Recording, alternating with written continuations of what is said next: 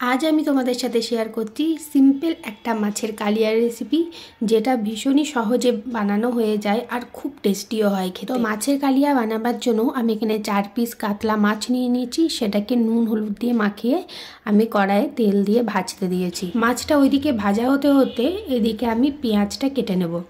এখানে আমি একটা গোটা পেঁয়াজ আর একটা পেঁয়াজের অর্ধেকটা ইউজ করছি। তো পেঁয়াজগুলোকে একদম ছোট ছোট করে কেটে নিয়েছি আর তারপর মাছটা দেখছি উল্টো পিঠটা ভাজা হয়ে গেছে, তাই উল্টানোর জন্য এদিকে চলে এসেছি। তো মাছগুলোকে একে একে এবার উল্টে নেব আর খুব ভালো করে ভেজে নেব।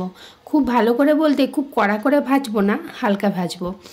এরপর একটা আমি এখানে টমেটো নিয়ে নিয়েছি, গোটা টমেটোটাকেও এখানে কুচি কুচি করে একদম কেটে নেব। এই মাছের কালিয়াটা এত ভালো হয় খেতে, তোমরা অবশ্যই একবার ট্রাই করে দেখতে পারো। এরপরে আমি নিয়ে নিয়েছি এখানে আদার কিছুটা অংশ এই 1 ইঞ্চি মতো এখানে কেটে নিয়েছি।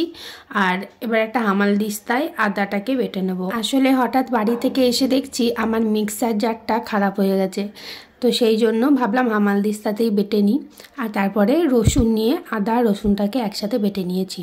তোমরা চাইলে এখানে আদা রসুন পেস্টও ইউজ করতে পারো, যেটা মিক্সিতে পেস্ট করে নেবে সেটাই। আর এদিকে আমার মাছটা ভাজা হয়ে গেছে, মাছগুলোকে এবার একে একে তুলে নেব। তো কড়াইয়ে অনেকটাই তেল আছে, তাই ভাবলাম একটু তেল কমিয়ে নিই, যতটা পেটে কম যায় তেল ততই ভালো।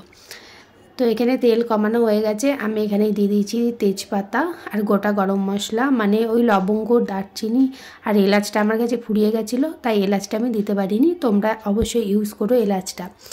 এরপর পেঁয়াজটাকে ভালো করে ভেজে নেব। পেঁয়াজটা হালকা ভাজা হয়ে গেলে এখানে টমেটোটাকেও অ্যাড করে দেব। তারপরে পেঁয়াজ আর টমেটোটাকে ভালো করে মিশিয়ে নেব। পেঁয়াজ আর টমেটোটা ভাজা ভাজা হয়ে এলে এখানে তখন ওই আদা রসুন বাটাটা দিয়ে দেবো। তারপরে আবারও খুব ভালোভাবে এটার সঙ্গে মিশিয়ে নেব। এই মাছের কালিয়া রেসিপিটা এত ঝটপট হয়ে যায় যে তোমরা তোমাদের তাড়াতাড়িতেও এটা বানিয়ে নিতে পারো। এদিকে দেখো সমস্ত কিছু মেশানো হয়ে গেছে। এবার আমি এখানে দিয়ে দিচ্ছি স্বাদ অনুযায়ী নুন, হলুদ গুঁড়ো, জিরে গুঁড়ো, ধনে গুঁড়ো আর দিয়ে দিলাম একটা কাঁচা লঙ্কা। যেহেতু আমরা একটু কম ঝাল খাই, তো তোমরা যেরকম ঝাল খাও সেই অনুযায়ী এখানে ঝালটা দেবে।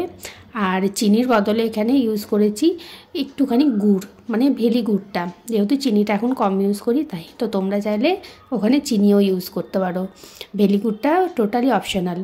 তারপরে ঢাকা দিয়ে কিছুক্ষণ ওটাকে কষিয়ে নিয়েছিলাম মশলাটাকে 5 মিনিট মতন কম আছে। 5 মিনিট পর ঢাকাটা খুলে তারপরে একটু জল দিয়ে দিলাম পরিমাণ মতন, যতটা তোমরা ঝোল চাও।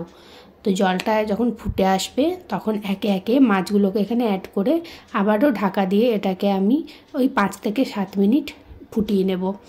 আর ওটা ফুটতে ফুটতে ততক্ষণে চলো ধনেপাতাটা এখানে কেটে নিই। শীতকালে সবজিতে ধনেপাতা দিলে একটা আলাদাই টেস্ট হয়, তাই না? শুধু সবজি কেন, এই মাছের ঝোল, মাংসের ঝোল সব কিছুতেই।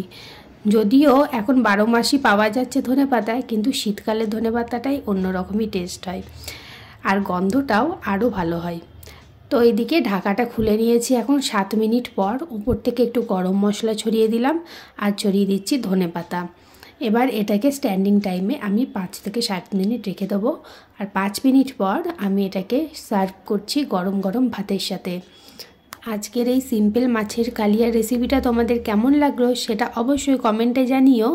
আর যদি তোমরা ফেসবুক থেকে দেখে থাকো পেজটাকে ফলো করে পাশে থাকার অনুরোধ রইল। আর ইউটিউব থেকে দেখে থাকলে চ্যানেলটাকে সাবস্ক্রাইব করে পাশে থেকো।